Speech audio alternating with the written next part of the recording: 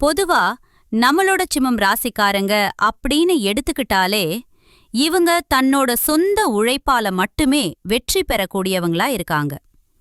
குறிப்பா சொல்லணும்னா குறி விலகாத அம்பு போல தன்னோட வாழ்க்கையில ஒரு குறிக்கோள் வச்சு அது தவறாம இவங்க வாழ்ந்துகிட்டு இருக்காங்க. பேசியே மற்றவர்களின் மனசுல இடம் பிடிக்கக்கூடியவங்கன்னு யாரையாவது சொல்லணும்னா அது நம்ம சிம்மம் ராசிக்காரங்க தாங்க. இவங்க என்ன பண்ணுவாங்கன்னா, தனக்குள்ள எவ்வளவோ கஷ்டங்கள் இருந்தாலும் அந்த பிரச்சனைகளை வெளியே யார்கிட்டையும் சொல்லாம வெளிக்காட்ட ரொம்பவும் தயங்குவாங்க. பரவாயில்ல, நீ எனக்கு துரோகம் பண்ணிட்ட, ஆனாலும் நீ நல்லா இருந்துட்டு போ அப்படின்னு சொல்லி மன்னிச்சு பழகினவங்க தான் நம்மளோட சிம்மம் ராசிக்காரங்க. இவ்வளவு அருமையான இவ்வளவு உன்னதமான நற்குணங்களை கொண்ட என் அன்பு சிம்மம் ராசிக்கார சொந்தங்களே, எல்லாரும் எப்படி இருக்கீங்க? எல்லாரும் நலமா சௌக்கியமா இருக்கீங்களா? என்னம்மா நீங்க வேற வேலை இல்லாம எங்களை பார்த்து இப்படி ஒரு கேள்விய கேக்குறீங்களே?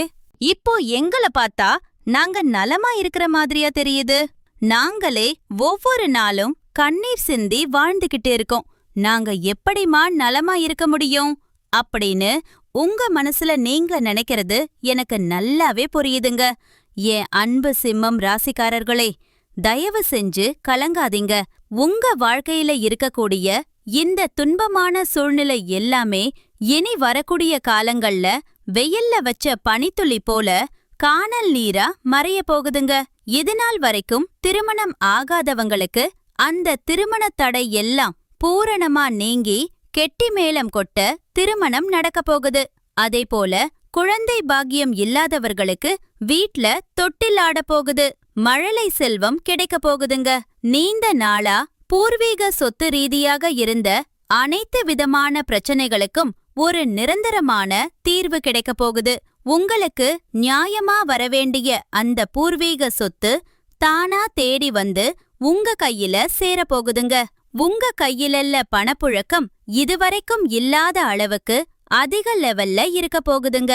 அது மட்டும் இல்லாம உங்கள வேண்டாம்னு உதறி தள்ளிட்டு போன சொந்த பந்தங்கள் எல்லோருமே இனி வரக்கூடிய காலங்கள்ல நீங்க வேணும்னு சொல்லி உங்கள தேடி வரப்போறாங்க.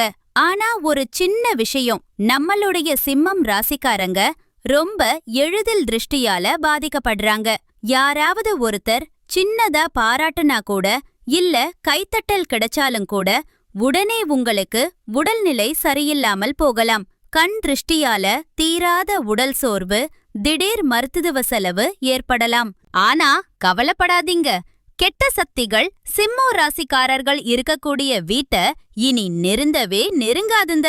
அவையெல்லாம் உங்கள பார்த்தாலே ஓடி ஒழிஞ்சுக்கும். அதுக்கு நீங்க என்ன பண்ணணும்னா, சிம்ம ராசிக்காரங்க காவல் தெய்வமான முனீஸ்வரரை ஞாயிற்றுக்கிழமைகள்ல தவறாம வழிபாடு செய்யணும். முனீஸ்வரர் கோவில்ல போய் ஒரு தேங்காய் வாங்கி அத ஒரு சிவப்பு துணியில கட்டி உங்க வீட்டு வாசல்ல கட்டணும். அதே போல சிவபெருமானுக்கு ஞாயிற்றுக்கிழமைகள்ல தாமரைப்பூ சாத்துவது ரொம்ப ரொம்ப விசேஷம். அப்படி சிவனுக்கு சாத்திய அந்த தாமரை பூவ வீட்டுக்கு பிரசாதமா எடுத்து வந்து வச்சுக்கணும். ஒருவேளை உங்களுக்கு தாமரைப்பூ கிடைக்கல அப்படின்னா கவலைப்படாதீங்க, தாமரை கொட்டை மாலை விக்குது. அத வாங்கி சிவன் கோயில்ல சாத்தி அத வீட்டுக்கு எடுத்து வந்து உங்க சாமி அறையில பத்திரமா வச்சிரணும். ஒவ்வொரு ஞாயிற்றுக்கிழமையும் இத நம்பிக்கையோட செஞ்சுக்கிட்டு வாங்க. ஞாயிற்றுக்கிழமைகள்ல சூரிய பகவானுக்கு உரிய சூரிய காயத்ரி மந்திரத்தை நீங்க சொல்லணுங்க. மந்திரம் தெரியலேனா ஓம் சூரியனாய நமக்க அப்படிங்கிற இந்த எளிய மந்திரத்தை ஒரு 108 முறை சொல்லிக்கிட்டு வாங்க. சிம்ம ராசிக்காரங்க கண்டிப்பா சிவன வழிபாடு செய்யணும். நான் முன்னாடியே சொன்ன மாதிரி தாமரை கொட்டை மாலைய சிவனுக்கு சாத்தி அத வீட்டுக்கு எடுத்து வந்து வச்சுக்கணும். தினசரி உங்க குலதெய்வத்தை மனசுல நினைச்சு வீட்ல தீபம் ஏத்தணும். உங்க குலதெய்வத்துக்கு தாமரை கொட்டை மாலை சாத்தி அத கொண்டு வந்து உங்க வீட்டு நிலப்படியில கட்டணும். இது வீட்டில் உள்ள கெட்ட சக்திகளை நிச்சயமா விரட்டி அடிக்குங்க. திங்கக்கிழமைகள்ல பக்கத்துல இருக்கிற சிவாலயத்துல போய் ருத்ர ஜபம் பாராயணம் செய்யணுங்க. சிவனுக்கு அபிஷேகம் செய்து அந்த அபிஷேக தீர்த்தத்தை வீட்டுக்கு கொண்டு வந்து வீடு முழுவதும் மறக்காம தொளிச்சு விற்றணும். இது தொழில இருக்கக்கூடிய போட்டிகள், பொறாமைகள், கண் திருஷ்டிகள், உடல் உபாதிகள நிச்சயமா வேரோட நீக்கிருங்க. வீட்ல எப்பவுமே ஒரு வசீகர சக்தி இருந்துகிட்டே இருக்கணுங்க. அதுக்கு ஓம் ஸ்ரீ ஹரிஹரசுதன் ஆனந்த சித்தன் ஐயன் ஐயப்ப சுவாமியே சரணம் ஐயப்பா என்ற இந்த சக்தி வாய்ந்த மந்திரத்தை தினமும் சொல்லிக்கிட்டு வாங்க.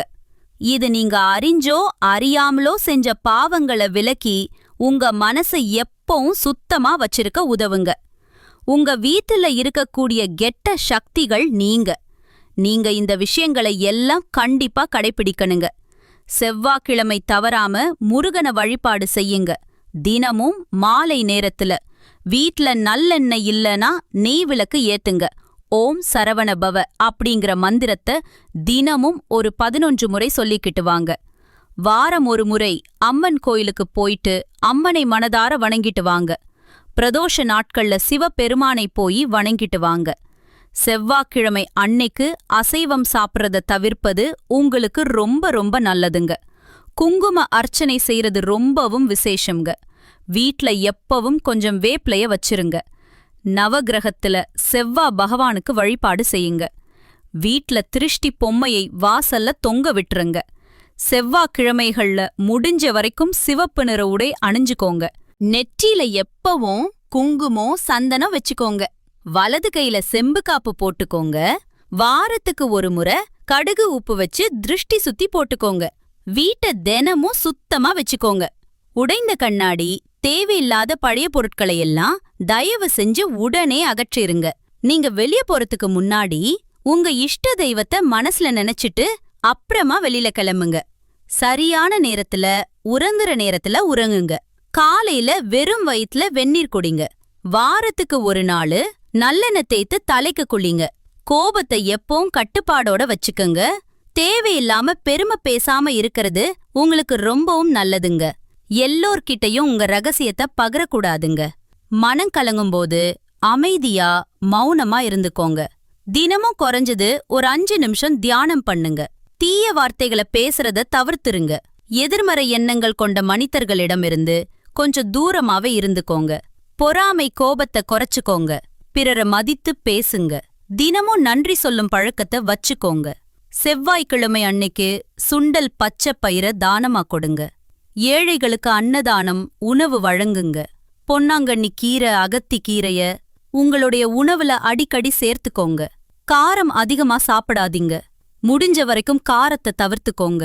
வாரத்துக்கு ஒரு நாள் பழம் மட்டும் சாப்பிட்டு விரதம் இருங்க. வெல்லம் கலந்த நீரை தினமும் குடிங்க. சிவப்பு நிற பூக்களை தானமா கொடுங்க. வீட்ல தினமும் விளக்கு முன் 1 டம்ளர்ல நீர் வச்சிருங்க. எலுமிச்சை, மிளகாய் இதையெல்லாம் வாரம் ஒரு முறை மாற்றுங்க. இரவு தூங்குறதுக்கு முன்னாடி உங்க இஷ்ட தெய்வத்தை நினைத்து பிரார்த்தனை பண்ணிட்டு தூங்குங்க. செவ்வாய்க்கிழமை மாலை நேரத்துல நீங்க செய்யக்கூடிய ஒரு அற்புதமான பரிகாரம் என்னன்னு இப்ப பார்க்கலாம். ஒரு எலுமிச்சை பழம், 2 கிராம்பு, 1 பச்சை மிளகாய் இதையெல்லாம் வாசல்ல வச்சு விளக்கு ஏற்றி முருகப்பெருமானை மனதில் நினைத்து வேண்டிக்கோங்க. உங்கள் வீட்டில் இருக்கக்கூடிய கெட்ட சக்திகள் எல்லாமே பஞ்சி போல விலகி போயிரும். உங்களுடைய குடும்பத்தில நல்லதுதாங்க நடக்கும்.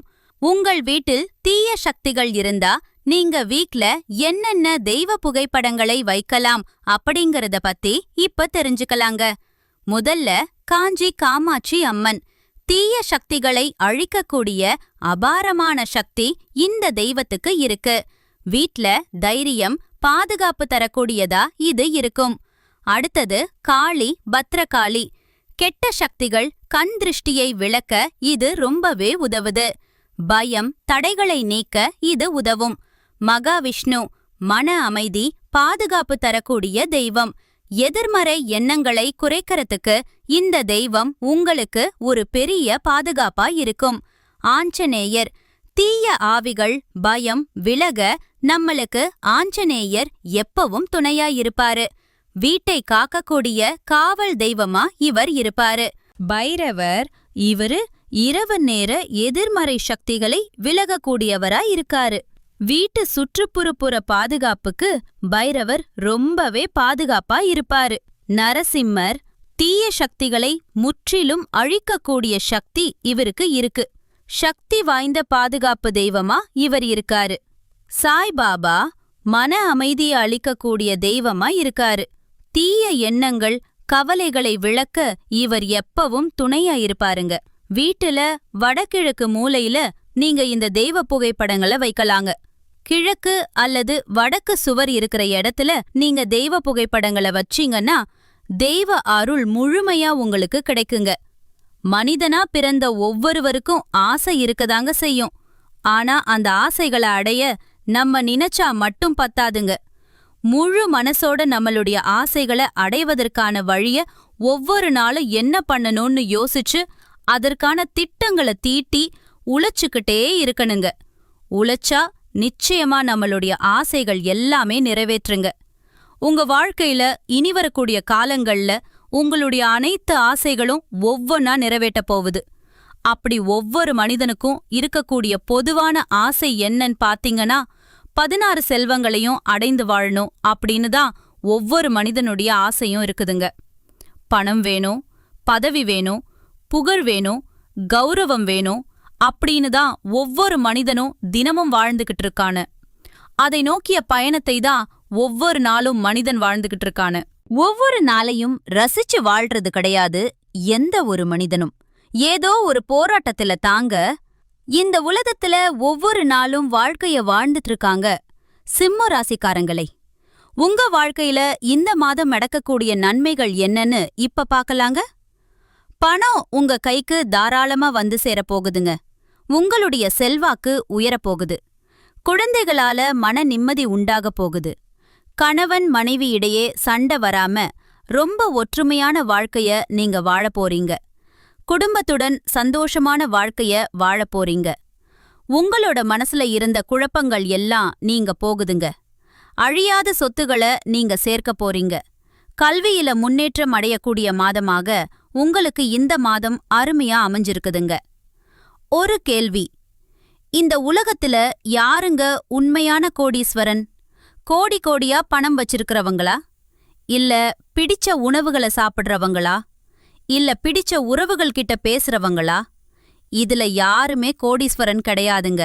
யார் ஒருத்தவங்க நோய் நொடி இல்லாம, எந்த விதமான மனக்கவலை இல்லாம ராத்திரி நிம்மதியா தூங்குறாங்களோ அவங்கதாங்க இந்த உலகத்திலேயே சிறந்த கோடீஸ்வரன். அப்பேற்பட்ட கோடீஸ்வரன் ஆகக்கூடிய யோகம் உங்களுக்கு இந்த மாதம் அமைஞ்சிருக்குதுங்க. உங்க வாழ்க்கையில இனி வரக்கூடிய காலங்கள்ல கவலை, கண்ணீர் அப்படிங்கிற பேச்சுக்கெல்லாம் துளி கூட இடம் கிடையாதுங்க. இது நாள் வரைக்கும் உங்களுடைய மனசில் இருந்த மனக்கவலைகள் எல்லாம் இனி வரக்கூடிய காலங்கள்ல காணாம போக போகுதுங்க. நீங்க ரொம்ப சந்தோஷமான ஆரோக்கியமான வாழ்க்கைய இனி வரக்கூடிய காலங்கள்ல வாழப் போறீங்க. உங்க வாழ்க்கையில சந்தோஷம் என்னைக்கும் நிலைச்சிருக்க போகுதுங்க. நல்லதே நடக்கும். நிச்சயமாக என் அன்பானவர்களுக்கு நல்லது மட்டும்தான் நடக்கும். நன்றி, வணக்கம்.